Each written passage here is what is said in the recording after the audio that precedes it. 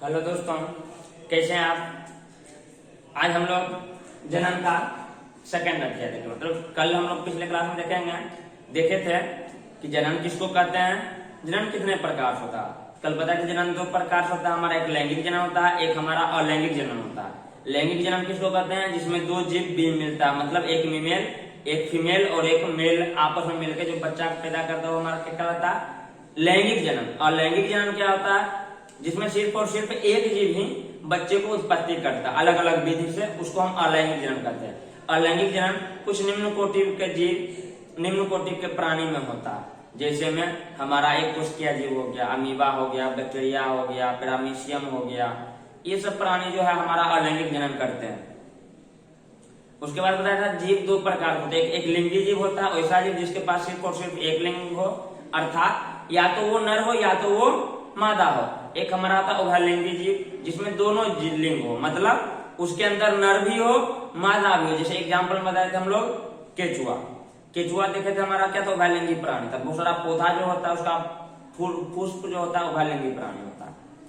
तो आज हम लोग अलैंगिक जनन के प्रकार देखेंगे। कल आप लोग को बताए थे अलैंगिक जनन हमारा 4 प्रकार से होता है। अलैंगिक जनन कितना प्रकार होता है, 4 प्रकार से। कौन कौन, एक बार याद करिए। पहला हमारा था विखंडन, पहला क्या था, विखंडन, पहला हमारा विखंडन था। दूसरा हमारा मुकुलन था। तीसरा हमारा पुनर्जनन था, पुनर्जनन या पुनरुद्भवन भी कहते हैं। चौथा हमारा था बीजाणु जनन। ये 4 प्रकार का हमारा दोस्तों अलैंगिक जनन होता है। तो हम लोग एक एक करके देखेंगे। विखंडन, डिवीजन या फीजन भी इसको कहते हैं, डिवीजन या फीजन। नाम से स्पष्ट है, विखंडन मतलब टूटेगा। तो विखंडन दोस्तों 2 प्रकार होता है। हम लोग विखंडन देखेंगे। विखंडन हमारा 2 प्रकार होता है। विखंडन हमारा 2 प्रकार होता है। एक होता है हमारा द्विखंडन, एक होता है द्विखंडन जिसको हम लोग बोलेंगे बाइनरी फीजन। द्विखंडन बाइनरी फीजन नाम होता है द्विखंडन, मतलब कितने भाग में टूटेगा, 2 भाग में। एक हमारा होता है बहुखंडन, बहुखंडन मल्टीपल फीजन,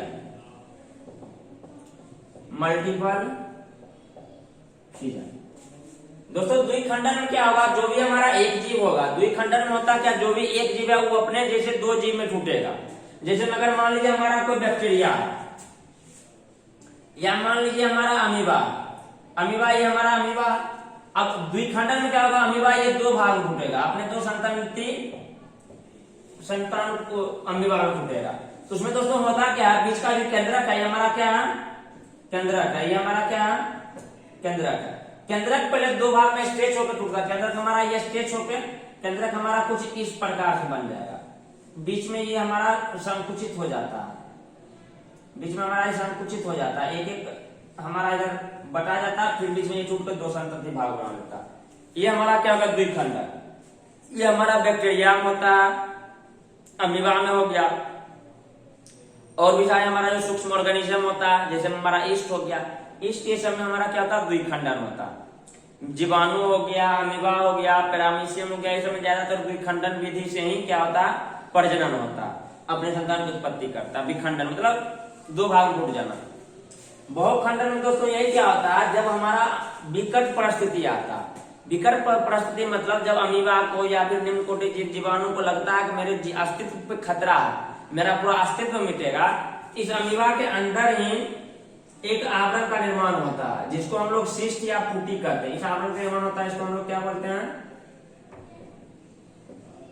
सिस्ट या पुटी कहते हैं। एक आवरण का निर्माण होता है, इसके अंदर जो केंद्रक रहता है दोस्तों, केंद्रक हमारा बहुत बार विभाजित होता है, इनफाइनाइट टाइम विभाजित होगा। केंद्रक बहुत बार विभाजित होकर अलग हमारा बहुत सारा केंद्रक का इसके अंदर निर्माण करेगा, बहुत सारे केंद्रक का निर्माण करेगा। हमारा सिस्ट हो गया, इसके अंदर बहुत सारा केंद्र का निर्माण करेगा, हजारों संख्या में केंद्र का निर्माण करता है।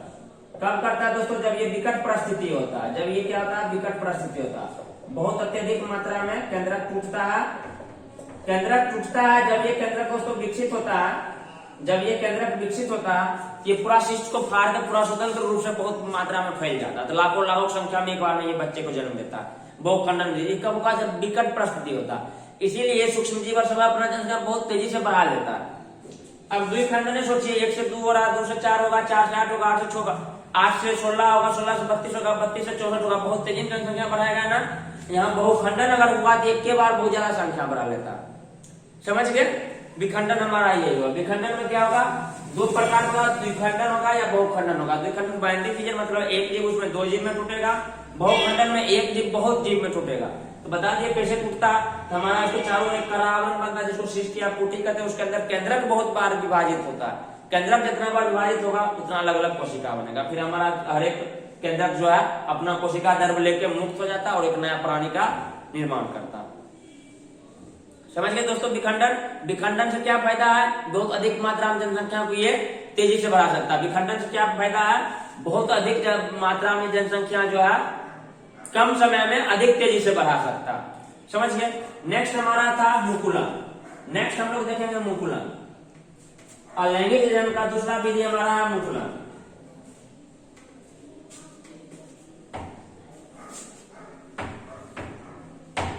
अलैंगिक जनन का हमारा दूसरा क्या था दोस्तों, मुकुलन था। दूसरा लिखेंगे मुकुलन। मुकुलन इसको हम लोग बोलते हैं बडिंग। दोस्तों मुकुलन में क्या होता है, कोई भी हमारा एक जीव है, जैसे मान लीजिए ये हमारा जीव है ना, इसके आधार से एक मुकुल निकलेगा। जैसे ये हमारा मार्कर है ना, इसके आधार से एक मुकुल निकलेगा और वो भी इसी मार्कर के समान रहेगा। वो थोड़ा थोड़ा बड़ा होगा और बड़ा होकर टूट जाएगा, बड़ा टूट जाएगा। मतलब कोई भी जीव के शरीर से एक उभार निकलता, उभार से कुछ, फिर उससे उभार से एक जीव निकलता। जीव अपने पेरेंट जीव के समान ही रहता, पेरेंट जीव के समान ही रहता, और जो बड़ा होता है तो अपने पेरेंट जीव से, अपने जनक जीव से अलग होकर स्वतंत्र जीवन यापन करता है। तो जाहिर सी बात है दोस्तों, इसमें भी हमारा मुकुलन जो है एक कोशिकीय जीव में भी होता है, बहुकोशिकीय जीव में होता है। तो एक कोशिकीय जीव में पहले देखेंगे, एक कोशिकीय जीव में मुकुलन कैसे होता है। एक कोशिकीय जीव,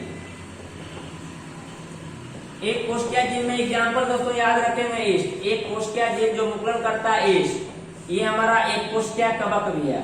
एक कोशिकीय जीव में याद रखेंगे हमारा ईस्ट जो क्या करता है, मुकुलन करता है। ये दोस्तों ईस्ट हमारा कहाँ रहता है, जो हम लोग ब्रेड खाते हैं, ब्रेड कभी देखिएगा हरा हरा भूरा कलर का आ जाता है। जब ब्रेड हमारा पानी में थोड़ा हल्का भिगा के 2-3 दिन तक अंधेरा कमरा में छोड़िए, उसके ऊपर हरा काला कलर का कुछ ना कुछ आ जाएगा। वही हमारा क्या होता है, वही हमारा ईस्ट होता है। वही हमारा क्या होता है, ईस्ट होता है। ब्रेड हमारा ईस्ट से मिलकर बना होता है। तो दोस्तों इसमें क्या होता है, ईस्ट क्या करता है, जैसे मान लीजिए कोई ईस्ट है ना, इसके अंदर जो है मुकुल निकलेगा, एगो इसमें जुड़ जाएगा, इसके अंदर निकलेगा, इसमें जुड़ जाएगा, यहाँ से निकलेगा, इसमें जुड़ जाएगा। इसमें ये अलग नहीं हो पाता है, सब इसमें जुड़ा ही रहता है। ये जुड़ा करके बहुत लंबा चेन बना लेता है, बहुत लंबा चेन बना लेता है, बहुत लंबा। इधर से मान लीजिए इधर निकलेगा, इधर निकलेगा, ऐसे करके बहुत लंबा ये चेन बना लेता है। समझ गए। एक कोशिकीय जीव में ईस्ट हमारा हो गया, इसमें बहुत लंबा लंबा चेन बना लेता है, ईस्ट मुकुलन का विधि से। इसमें रिमेंबर क्या रखेंगे, एक कोशिकीय जीव कौन मुकुलन करता है, ईस्ट करता है। ईस्ट कहाँ पाया जाता है, हमारा ब्रेड हो गया, पाव रोटी हो गया, या फिर शराब वराब बनाया जाता है तो उसमें भी ईस्ट का प्रयोग में लिया जाता है। अब देखेंगे बहुकोशिकीय जीव हमारा क्या होता है। बहुकोशिकीय जीव में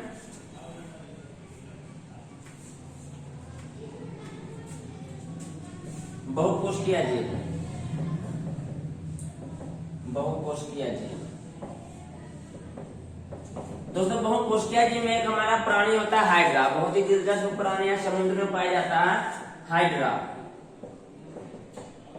इसके अंदर हमारा होता है हाइड्रा, जो नंबर रखेगा हाइड्रा का अगर मुकुलन होता है, बहुकोशिकीय जीव हाइड्रा है जिसके अंदर मुकुलन होता है। हाइड्रा का अगर संरचना देखिएगा कुछ इस टाइप का रहता है।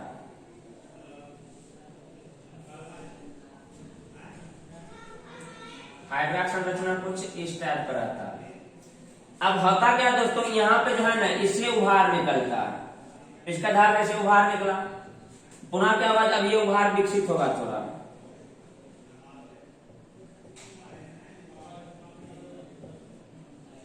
अब ये उभार विकसित होकर सेम टू सेम अपने जना खतरा बनेगा, पुनः ये और विकसित होगा, ये और विकसित होगा।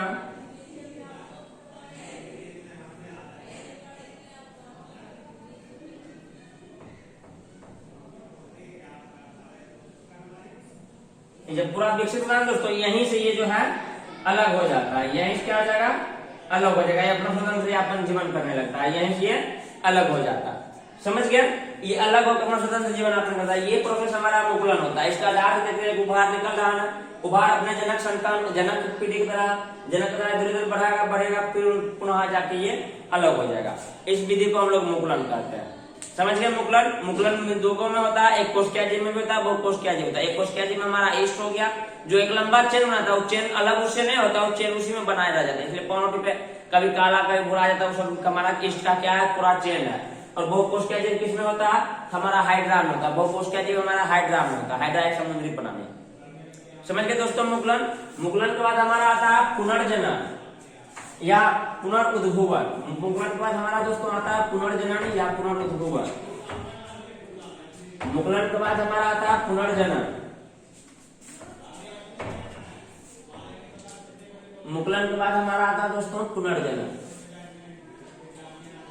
3 नंबर में लेंगे पुनर्जनन, इसको बोलते हैं रीजेनरेशन। रीजेनरेशन दोस्तों, ये क्या था आप लोग देखे होइएगा, छिपकली के पूंछ काटते होइएगा, छिपकली के पूंछ पुनः विकसित हो जाता। मतलब क्या बता रहा, छिपकली जो पूंछ कटा वो पुनः क्या हो रहा, डेवलप हो रहा, पुनः आगे जाके बड़ा हो जा रहा। पुनर्जनन में यही होता, कोई भी जीव, जिस भी जीव का एक या एक से अधिक भाग शरीर का टुकड़ा होता है, उसका पुनः सारा टुकड़ा अपने शरीर को प्राप्त कर लेता है। मतलब अगर हम अपने आप को 2 भाग काटेंगे, मेरा पैर भी एक शरीर बना लेगा और शरीर भी एक पैर बना लेगा। पुनर्जनन ये होता है। ये होता है किसमें दोस्तों, एक हमारा जीव होता है प्लेनेरिया, एक जीव होता है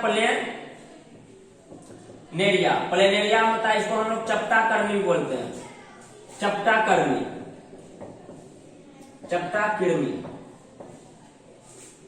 दूसरा होता है एस्पायरोगायरा। दूसरा हमारा होता है एस्पायरोगायरा। ये सब निम्न कोटिया जीव है, बहुत छोटा जीव है। तीसरा हमारा हाइड्रा। दोस्तों ये वही हाइड्रा है जिसके अंदर मुकुलन होता था। हाइड्रा हमारा पुनर्जनन से, रीजनरेशन से इसको 2 भाग में काटिएगा, पुनः हाइड्रा अपना शरीर विकसित कर लेगा। तो हमारा ये तीनों एग्जाम्पल याद रखेंगे, प्लेनेरिया, एस्पायरोगायरा, हाइड्रा। ये तीनों हमारा क्या था, पुनर्जनन का। पुनर्जनन समझे, मतलब अगर अपने हाथ को एक टुकड़ा हम किए, एक टुकड़ा किए तो ये हाथ निकला, तो ये हाथ भी अपना पूरा हाथ बना लेगा और ये हाथ भी ये कर लेगा। समझ में आया। पुनर्जनन होता है जिसमें अपना शरीर किसी कारण से 2 या 2 भाग टूटता है और प्रत्येक भाग जो है पुनः अपने शरीर को प्राप्त कर लेता। ये जनन का प्रक्रिया क्या बोलते हैं हम लोग, पुनर्जनन। इस जनन की प्रक्रिया क्या बोलते हैं, पुनर्जनन। किसमें होता है, प्लेनेरिया में होता है, एस्पायरोगायरा में होता है, हाइड्रा में होता है। प्लेनेरिया में होगा, एस्पायरोगायरा में होगा, हाइड्रा में होगा। समझ गए दोस्तों। पुनर्जनन के बाद हमारा क्या था, पुनर्जनन के बाद था बीजाणु।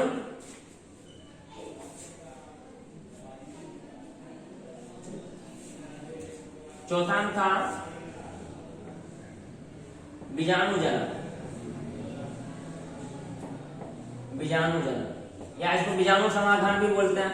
दोस्तों बीजाणु समाधान होता है क्या, ये भी हमारा एक निम्न कोटिया जीव में नहीं होता। जैसे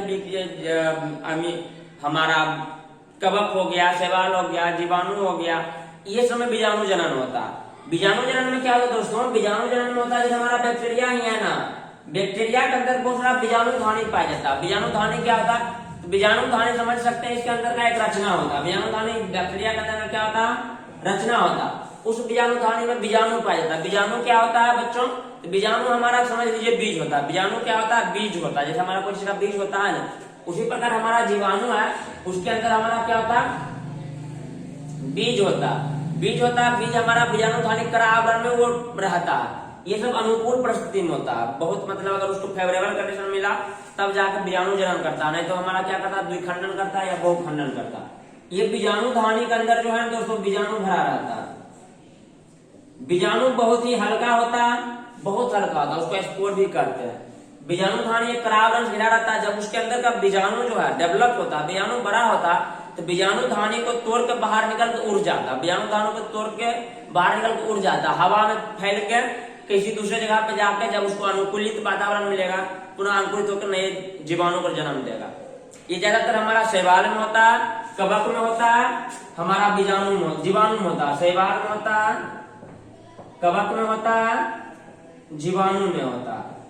कवक, शैवाल, जीवाणु में होता है। ये तीन को हमारा बीजाणु जन्म दिया जाता है। बीजाणु जन्म समझ में आया? हर एक जीव के अंदर क्या होता है? हर एक जीव नहीं, इसके अंदर हमारा क्या होता है? कुछ बीजाणु धानी पाया जाता है। बीजाणु धानी के अंदर बीजाणु रहता है। बीजाणु धानी एक खरा आवरण से घिरा रहता है। उसके अंदर बीजाणु जो हमारा विकसित होता है, बीजाणु जब विकसित होता है तो बीजाणु धानी को तोड़ के बाहर निकल के उड़ जाता है। बीजाणु बहुत ही हल्का होता है, गोलाकार रचना होता है, बहुत ही हल्का होता है, उड़ के हवा में मिल जाता है। पुनः बहुत दूर दूर जाकर नई नई जगह पे जब उसका अनुकूलित वातावरण मिलता है तो वहां वो अंकुरित होकर नए जीव का निर्माण करता है। समझ गए दोस्तों? अलैंगिक जनन का यही प्रोसेस है। 4 को था हमारा विखंडन, विखंडन 2 भाग का था, द्विखंडन और बहुखंडन। उसके बाद हमारा था मुकुलन, मुकुलन हमारा एक कोशिकीय जीव में भी होता था, बहुकोशिकीय जीव में भी होता था। एक कोशिकीय जीव में हमारा ईस्ट हो गया, बहुकोशिकीय में क्या हो गया? हमारा हाइड्रा हो गया। तीसरा हमारा था पुनर्जनन, रीजनरेशन या पुनरुद्भवन। इसमें क्या होता था? एक जीव जो है कट के पुनः अपने शरीर को प्राप्त कर लेता था। 2 या 2 भाग से टूटा और हर एक पार्ट उसका अपना शरीर प्राप्त कर लेता था। जिसमें हमारा आता था स्पायरोगैरा, प्लेनेरिया और हमारा हाइड्रा।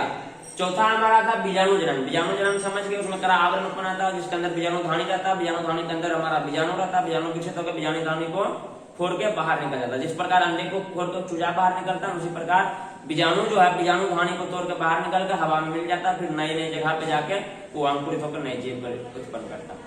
दोस्तों ये हमारा था अलैंगिक जनन। हम नेक्स्ट क्लास में पढ़ेंगे पौधा कायिक प्रवर्धन। उसमें भी हमारा क्या होता है? नर मादा की जरूरत नहीं होता, अपने आप होता है। कायिक प्रवर्धन क्या होता है हम लोग नेक्स्ट क्लास में जानेंगे। तब तक के लिए बच्चों जय हिंद।